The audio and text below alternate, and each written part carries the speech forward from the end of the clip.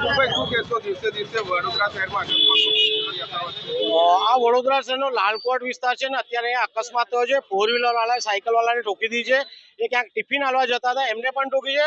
સાથે એક બીજી ફોર વ્હીલરને પણ આ ગાડી ઠોકી દીધી છે. વડોદરા શહેરમાં દિવસે દિવસે જે અકસ્માત થાય છે, અને અકસ્માત થવાના કારણે લોકોના મૃત્યુ પણ થાય છે. આજે જે અકસ્માત થયો છે, ડ્રાઈવરનું એવું કહે છે ઓછી સ્પીડે ચલાવતા હતા, પણ ક્યાંક ને ક્યાંક સ્પીડ તો વધારે જશે. બીજી વસ્તુ કે ગઈકાલે સંકલનમાં પણ આ જ બાબતની ચર્ચા થઈ છે ધારાસભ્યોની, કે વડોદરા શહેરમાં ટ્રાફિક અવ્યવસ્થા થઈ છે. તો સંકલનની બેઠક થઈ, એમાં પણ નિર્ણય લેવાથી હવે ક્યાંક ને ક્યાંક ટ્રાફિક વ્યવસ્થાનું સ્થાન વડોદરા શહેર પોલીસ કમિશનર યોગ્ય કરવું પડશે. બીજી બાજુ જે ગાડીઓ જ્યાં ત્યાં પાર્કિંગ કરવામાં આવી રહી છે, એની પણ ગઈકાલે સંકલનમાં ચર્ચા થઈ. તો જે ગાડીઓ જેમ તેમ મૂકવામાં આવે છે, એના માટે પણ ટ્રાફિક પોઈન્ટ એક બનાવે તેવી અમારી માંગ છે. અને અકસ્માત જ્યારે થતા હોય તો પોલીસ કમિશનર સાહેબે જાગવું પડશે અને ટ્રાફિક પોલીસને તમામ સ્થળે ઉભા રાખવા પડશે. એકદમ હું સ્લો સ્પીડમાં હતો, 20ની સ્પીડમાં હતો.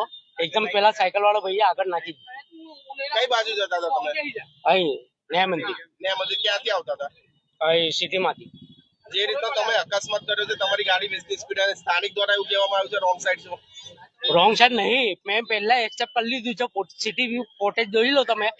હું સ્ટ્રેટ આવતેલો, એ પછી ભાઈ એકદમ કઈ બાજુથી સ્ટ્રેટ આવતા હતા તમે? અહીં આપણે સાયકલ બજારથી સાયકલ બજારથી કઈ બાજુ? ન્યાયમંદિર જવા કલાબર.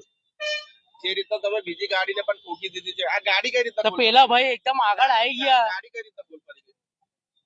અરે પેલા ભાઈ એકદમ જ આગળ આવી ગયા, તો મારથી કઈ એમને બચાવું કે પેલા ગાડીઓને બચાવું? શું નામ? મેં પોતાની ગાડી મેં ઠોકી દીધી. શું નામ? ગાડી તો પોતાની શેખ તોશીફ. બધા શેખ તોશીફ. શેખ તોશીફ. ક્યાં રહો છો તમે? નવાપુરા વેપુરા. કેવી રીતના અકસ્માત બન્યો? કેટલા અકસ્માતમાં છે ને પેલી બ્લેક કલરની કાર છે ને, રોંગ સાઈડ આવી અને આ કાકા અહીંથી જતા હતા. રોંગ સાઈડ એટલે કઈ બાજુ? આ બાજુથી આમ આવી, બરાબર છે. અને ગાડી આમ ઠોકી, પેલા કાકાને માથામાં વાગ્યું અને ગાડી સીધી ગઈ પાછી આ બાજુ. આખી ગાડી ગોલ ટર્ન વાગી છે બ્લેક કલરની. હવે કાર વાળો પીધેલો છે કે સાદો છે ખબર નહીં. કારની સ્પીડ કેટલી હતી?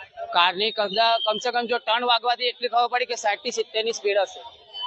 હા, ટર્ન એટલો ફાસ્ટ વાગ્યો. સાયકલ ચાલક છે એની સાથે બીજું કોઈ વ્યક્તિ? ના, એકલા જ બિચારા કાકા અહીંથી જતા હતા. શું નામ આપનું? રાજુ સોની.